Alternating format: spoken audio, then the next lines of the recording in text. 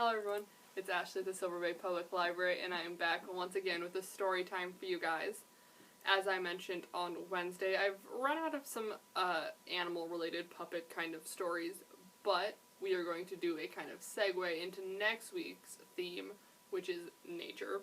And I have a bunch of stories about food, and since food comes from nature, I thought it was quite fitting. Our first story is going to be A Day with Yaya, by Nicola Campbell and Julia Flett, I'm not quite sure.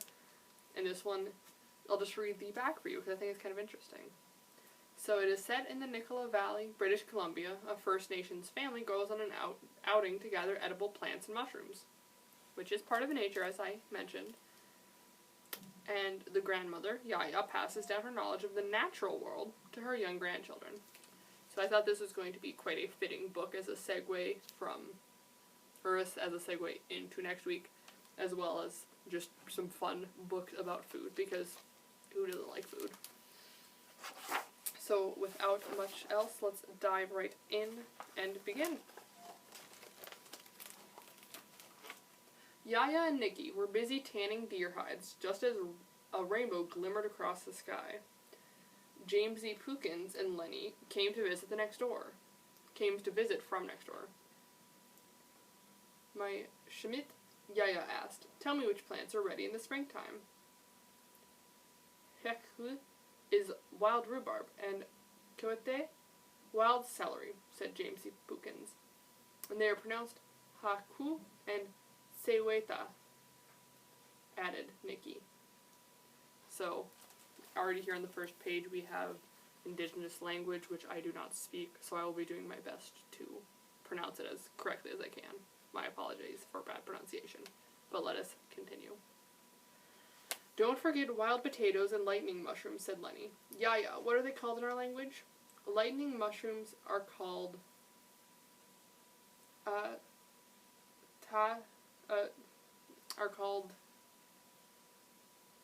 not sure how to pronounce that word. "And wild potatoes are called," Yaya answered. "Yes, you're right. Pronunciation is very important." Tatowin and Niki K. Jikin. They each practice saying the X sound as though clearing their throats. Interesting. "Can we come gathering with you, Yaya?" asked Nikki. "My Schmidt, you each have said you don't like to eat mushrooms." "But we love gathering with you, Yaya," Lenny and Jamesy exclaimed. "Sacha Mehmet means children," Nikki said carefully, pronouncing each syllable. Every day the children learned new words, and Shachemet was yesterday's word. Yaya quickly phoned their parents and packed lunch for everyone. Nikki's braids were poofed out everywhere. "Oh my goodness, Nikki, your hair is a mess," said Yaya, rebraiding her hair. Then she put a scarf on Nikki's head. Yaya wore a scarf too. Her braids were long and silver. "Honk honk, let's go!" Everyone climbed into Auntie Karen's red minivan. Jamesy, Lenny, Nikki, Yaya, Grand Auntie Susan, and Grand Uncle Chester. "We always take the whole reserve everywhere we go," Nikki said. "This isn't the whole reserve, my nickel," Uncle Chester laughed. "We could easily fit 4 more. The van drove past a pond, turned down a bumpy dirt road, and stopped. Let me go back to the pronunciation. The Shachamet were excited. "Keep your hats on, watch out for wood ticks, and don't wander away." "Okay, Yaya," they sang out happily. Let's check our pronunciation again. Let's check if the Hakwo and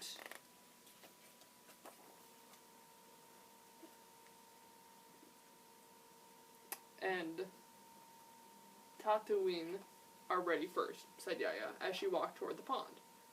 The Shemet... I don't want to pronounce these words wrong. I'm trying my best, I swear. The Shachamet followed, watching carefully for the tiny white flowers and the green shoots of Heku growing along the edges of the pond. These tender new plants can only be harvested in the springtime. It was a little bit early, but the weather was perfect. When Yaya found the Heku, she prayed and gave thanks for their first spring harvest. step creator for nourishing my family today. Then she picked one plant and peeled back the skin. It was crunchy and bright green between her teeth. As they happily harvest the hekul, Auntie Karen gathered sewete. Sewete. Let's look for Tetouine, said Yaya. They looked and looked, but they couldn't find. Let's double check pronunciation here, guys. They couldn't find Tatooine anywhere. Their blossoms are very small and delicate, and their season is short, explained Auntie Karen. It is very important that all plants and mushrooms are carefully examined and identified before you eat them. Yaya explained. Some plants are very poisonous. Does anyone see a poisonous plant nearby? The Shemitah looked everywhere. They saw fragrant pine trees, wildflowers, and tall grass. All around them the birds were singing. Then they saw some low shrubs with shiny, dark green, pointy-tipped leaves. Poison ivy, all three kids hollered at once. Yes, don't touch the poison ivy, said Yaya. It can cause a painful rash. You can treat the rash with cucumbers, oatmeal, or calamine lotion, said Nikki. Right, Yaya? Yes, my girl, Yaya answered, but it depends on how severe the reaction is. Every person and every plant is different. Ooh, sorry about this. The book is being...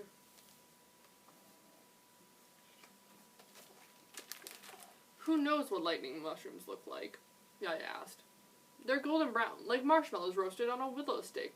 Jamesy was smiling. Right before it catches fire, Lenny hollered. Everyone laughed. Good remembering, said Auntie Karen. Why are they called lightning mushrooms? Because they grow on the grassy circles after lightning hits, Nikki answered. I see some, Lenny hollered. The kids raced to the spot. Each of the Shamet took a pinch of tobacco for an offering. Kneeling down, they said, Kuwukestep, Creator, for feeding our loved ones today. It probably means thank you. Then Jamesy sliced the base of the mushroom and held it up for everyone to see. Who can tell me the name of this plant, said Yaya, pointing to a patch of bright yellow flowers on the hillside. That's a sunflower, responded Lenny. Soixum.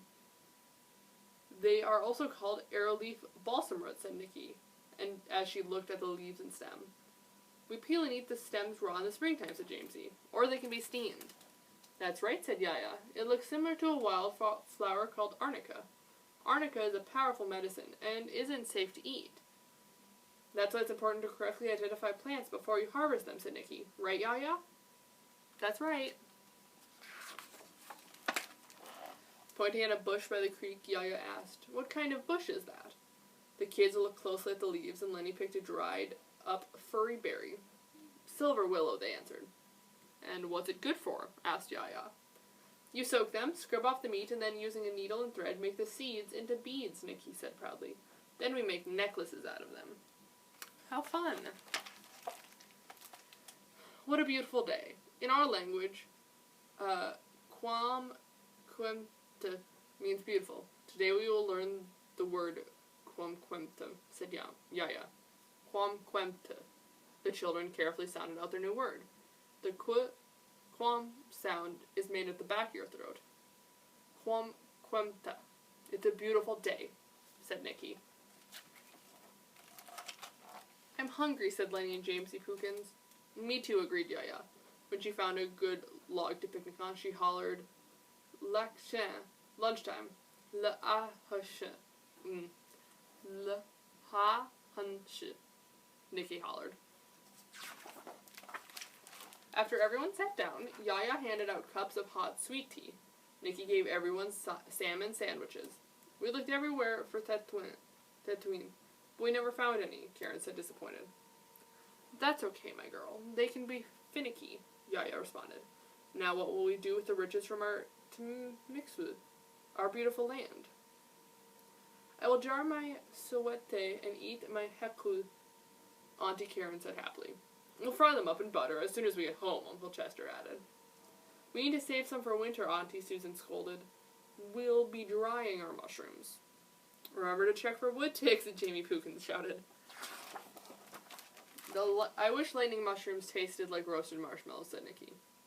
Me too, Lenny agreed, holding up the biggest golden mushroom of all. The sun shone bright, and shadows danced through the red willows and cottonwood trees. An owl flew low overhead. The breeze was cool, with the warmth of spring.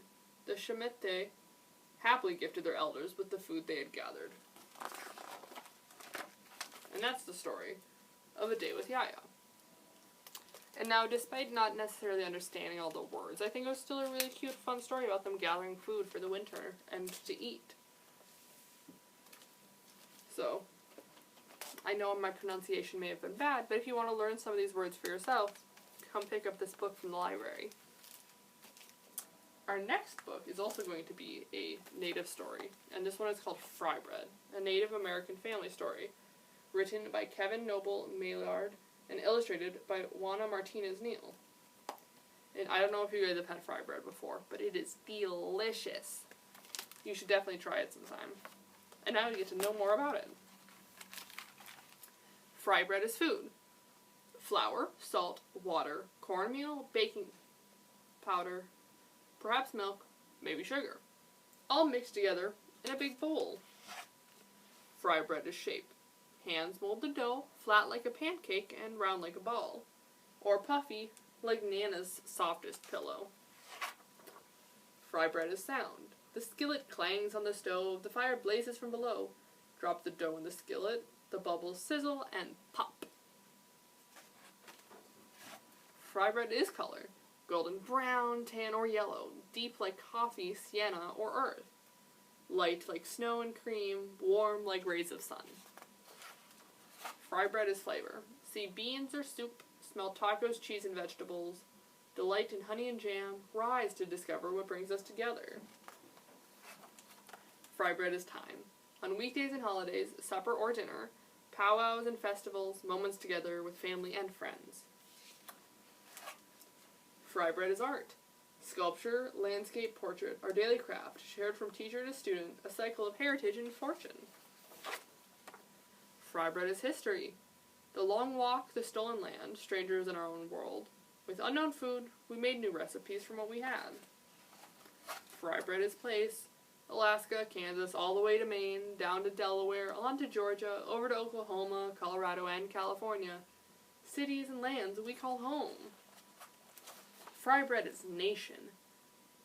Abenaki, Apache, Arapaho, Ojibwe, Onondaga, Oglala, Narragansett, Navajo, Nipmuc, Seminole, Shoshone, Sac and Fox, hundreds and hundreds of tribes, all with unique names it seems. Fry bread is everything. Round, flat, large, small, north, south, east, and west. Brown, yellow, black, and white. Familiar and foreign, old and new, we come together. Fry bread is us. We are still here, elder and young, friend and neighbor. We strengthen each other to learn, change, and survive. Fry bread is you. And that's the end of the story. How cute is he eating fry bread? This also ties into last week's theme of ancestry because it talks about the family and the friends and all that, which friends can be family too. So yeah, that was a cute little story about fry bread. Now we're going to have a bit of a silly story, and this one's called Please Don't Eat Me. As you can tell, it's a bunny rabbit and a bear. By Liz Climo. Let's see what these two animals are up to. Oh, says the bunny. Nuts. As it looks at the bear. Please don't eat me. But I'm so hungry, said the bear. The rabbit responded, okay, I'll order you a pizza. So, the pizza arrived and the bunny asked, can I have the last slice? And bear said, not unless you want me to eat you. The bunny looked sad. Okay, bear, I got you a pizza. You aren't going to eat me now, right? The bear thought, I don't know. It just doesn't feel like a meal without dessert. So they got a milkshake. Okay, bye, said the bunny. But the bear stopped. Wait, I still need to eat you. My friends will make fun of me if I don't. Bunny looked confused. So they pretended, and Bunny screamed, "Oh no, I am being eaten. What a bummer. Ouch." Just as a show for the other bears. "Okay, are we good now?" asked Bunny. Bear shrugged. "Oh, those guys weren't my friends." So they do it again. Bunny gets in Bear's mouth just as a display. And then one of the little bears says, "Looking good, man." But it does kind of look like they're all stuffed animals. "Now I'm leaving," said Bunny. Bear stops him. "Can I have your foot first? I hear a rabbit's foot is lucky." The rabbit looks back. Here you go," he says. The rabbit says, grabbing a clover from a field. "This is even luckier than a rabbit's foot. It's like way luckier. A rabbit's foot isn't even lucky. No way. Not one bit. Okay. Toodaloo." And he tries to leave. But the bear stops again. "Wait, are you sure I shouldn't eat you? I mean, you did burrow through my lawn earlier. That was pretty rude." Bunny brings a hand to his forehead. For crying out loud. And they make signs. Bunny signs say "do not burrow," and bear sign says "this means you, comma, bunnies." And then they repair the hole and plant grass.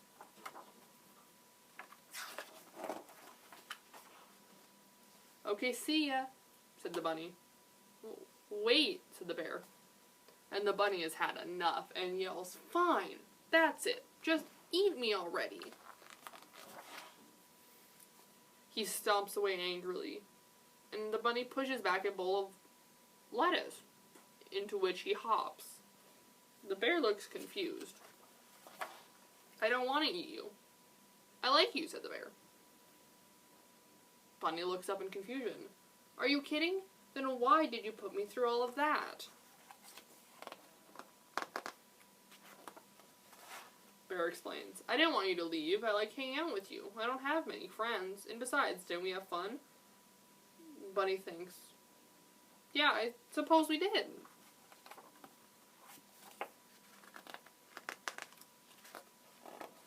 They think for a second and give each other a big hug. "So, what should we do now?" asked Bunny.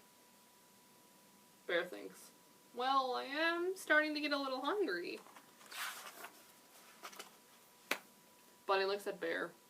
"Ah, nuts." And that's the story of Please Don't Eat Me. A hungry bear who befriends the bunny. I think that was a little peculiar, but fun nonetheless. And for today, our last story is going to be about some of my favorite food. This book is called Magic Ramen, the story of Momofuku Ando. Ramen is so yummy in my opinion. But the book was written by Andrew Wang and illustrated by Kana Urbanowicz. I'm not quite sure. That's a very tough to pronounce last name. But yes. Let's learn about this magic ramen.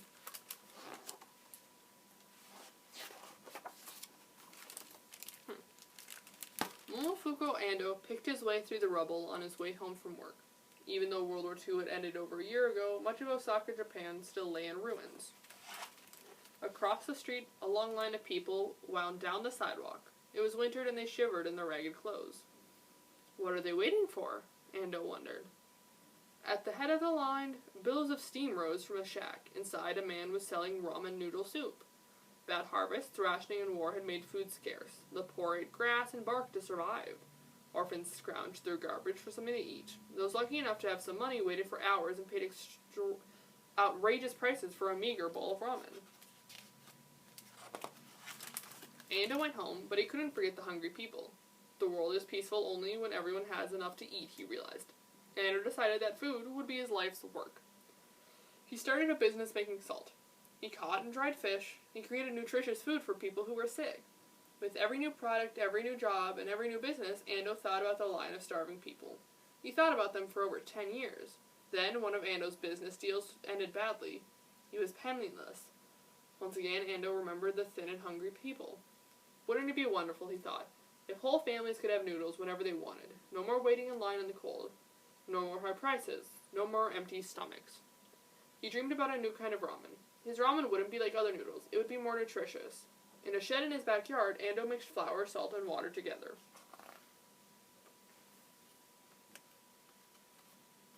These hard-to-turn pages. Oh my.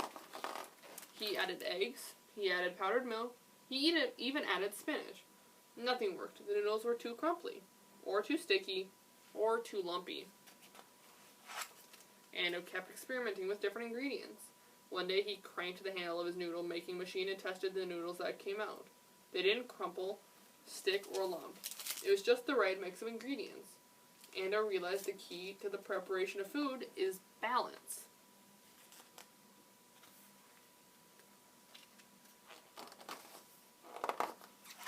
But what was ramen without soup? Ando remembered the cold and hungry people. Chicken soup warmed up cold bodies, but took hours to make.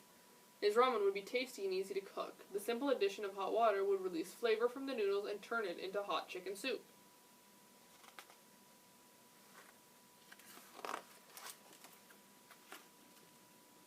Ando kept experimenting. He used chicken soup to make the dough. He brushed seasonings onto the noodles. He dipped the noodles into soup. Once again, nothing worked. The noodles were too brittle, or too soft, or too soggy. Ando kept experimenting with different methods. One day he sprinkled noodles with soup from a watering can, then tossed and separated them. The noodles soaked up the soup and dried. It was just the right procedure. He added hot water to the dried noodles and stirred. The water now tasted like soup. But the noodles were too tough. They still had to be cooked on the stove. Ando remembered the tired and hungry people. He wanted his ramen to be fast and convenient. It could be made with hot water and in a few minutes. People should be able to make it anywhere, anytime. Day after day, Ando experimented. Night after night, he failed. Month after month, he kept trying, but nothing worked. One night, Ando watched his wife, Masako, fry tempura. She coated vegetables and seafood in batter and dropped them into hot oil. The water in the batter evaporated and left tiny holes in the now crunchy coating. He stared at the tempura. The batter was made from flour and water, just like his noodles. "Yata!" he cried. "That's it!" He raced up to his shed and threw some noodles in a pot of hot oil. They sizzled and popped and crisped. Ando scooped the fried noodles out of the oil and into a bowl. He added hot water and waited. The water seeped into the tiny holes and softened the noodles. 2 minutes later, he plunged a pair of chopsticks into the bowl. He stirred and slurped. The noodles were tender and chewy. They floated in a bowl of hot and tasty soup. After a year of trying, Ando had finally done it. He had invented instant ramen. Ando worked hard to make enough instant ramen to sell. The whole family pitched in. Masako, Suma, Koki, and even little Akemi. Ando gave demonstrations. He poured hot water. He waited 2 minutes. "Ma'o no ramen," the astonished customers exclaimed. "Magic ramen!" Soon, everyone was eating Ando's ramen. Poor people, children, busy workers, even royalty. Ando's ramen was nutritious, tasty, and convenient. Thin, cold, tired, and hungry people ate it and felt better.